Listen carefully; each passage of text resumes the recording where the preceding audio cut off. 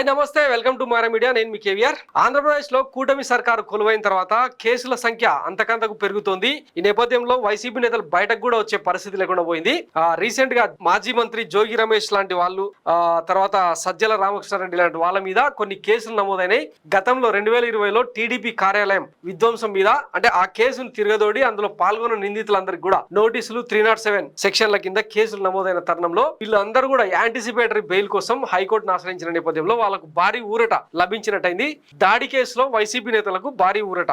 AP CM Chandrababu Naidu నివాసంపై దాడి కేసులో మాజీ మంత్రి జోగి రమేష్ కు ఏపీ హైకోర్టు ముందస్తు బెయిల్ మంజూరు చేసింది. తదుపరి విచారణ ఈ నెల 16కు వాయిదా వేసింది. అలాగే ఈ నెల 16 వరకు అరెస్టు చేయదని పోలీసులకు హైకోర్టు ఆదేశాలు ఇచ్చింది. అలాగే టీడీపీ కేంద్ర కార్యాలయంపై దాడి కేసులో కూడా వైసీపీ నేతలకు హైకోర్టులో ఊరట దక్కింది. ఈ కేసులో వైసీపీ నేతలు సజ్జల, తలశీల శివరాం, దేవినేని అవినాష్, మాజీ ఎమ్మెల్యే ఆర్కే, ఎమ్మెల్సీ లేళ్ల అప్పిరెడ్డికి ముందస్తు బెయిల్ మంజూరు చేస్తూ ఈ నెల 16 వరకు వారిని అరెస్ట్ చేయదని ఆదేశాలు ఇచ్చింది.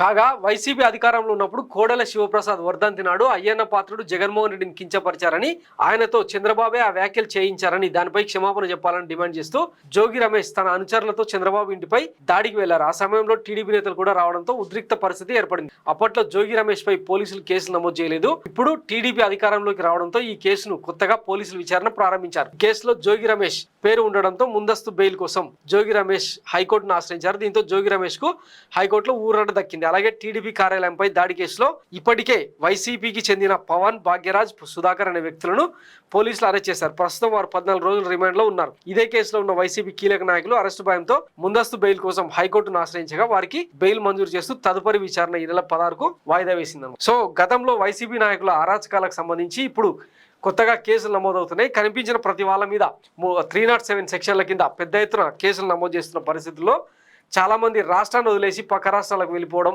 అప్స్కాండ్ అవ్వడం, సేఫ్ జోన్లను వెతుక్కుంటూ వెళ్ళిపోవడం ఇవన్నీ జరుగుతూ ఉన్న నేపథ్యంలో హైకోర్టు ఇస్తున్న తీర్పులు మరి ఎట్లాంటి పరిస్థితులు దారితీస్తాయో వేచి చూద్దాం. థ్యాంక్స్ ఫర్ వాచింగ్ మారా మీడియా. నేను మీ కేవీఆర్. Thank you.